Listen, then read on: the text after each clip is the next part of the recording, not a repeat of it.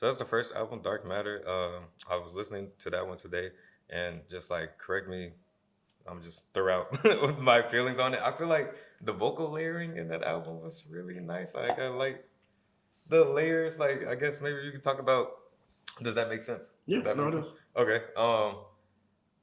I yeah no, I really like that aspect of it. Like, how'd you learn to record that way for the first project, or like, cause it sounds Um, really good, man. It sounds really professional. I really like the whole Thank thing. you. I just have to say that. How'd you learn to record, and like how did it end up to be that great cohesive like project? First one. YouTube. Okay. YouTube Academy is the best cheap, pretty much free school there is on the planet Earth. Hmm. Anything you need to learn how to do, YouTube usually has the answer. Hmm. I just spent a lot of time just looking up what I wanted to do. So if I was like, I want a reverb that sounds like this, I typed in exactly that, and YouTube showed me how to do it.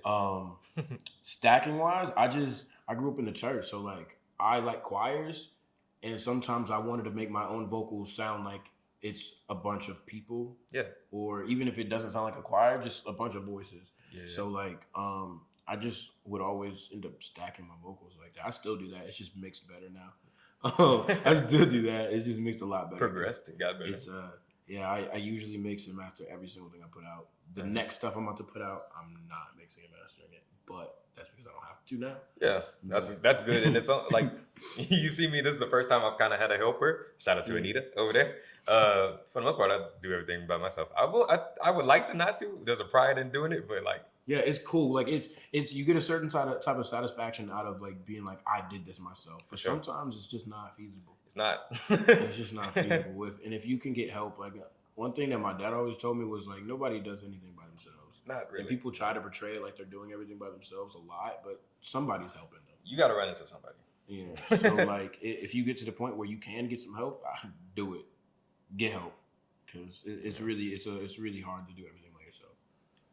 So two things: Dark Matter, first project. I'd like to know the intention behind putting out that, like, what you wanted people to receive. Maybe it was just for yourself, and people are gonna, feel however they felt about it anyway. And then, like, how's the intention progressed through making music? What do you want people to do? You want people to feel something? Are you get more vulnerable? Yeah. So Dark Matter was kind of just a project to show people what I could do. There's just a bunch of different types of sounds on that project. Yeah. Um, It's what was like the the project introduction. after that? Yeah. I don't even know what the name of it was. We gonna look. The EP is where I started at actually. Listening to you, it's like a red cover. Oh, Uh, Pregnancy Pain. yes, I think it's got a song called That's the one. Candy on there. Yeah, Maybe. that's the one I dropped. It's a good song. I dropped that in December. Okay, that's very recent. Yeah, Yeah. I dropped that in December. What is the project? Oh, my bad. No, take your time. I want to get. Oh, Me is the next project. I'm tripping. Me was me trying to be like a little bit more open um, about who I am as a person, as opposed to just an artist, and just kind of dial in on one sound.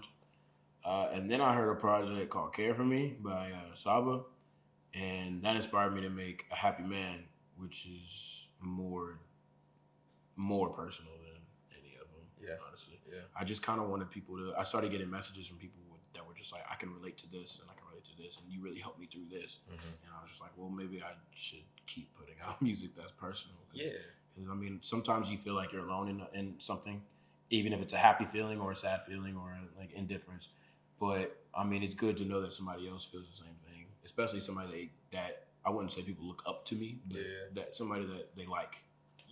They listen to you, so they gotta Yeah. like you. Or some Yeah. they feel some type of connection, and that's that project. Like I said, it's a very cohesive thing. Like when it got to the outro, I was just like, oh man, he did a great job of like tying this all together. And yeah, no, I definitely can appreciate that.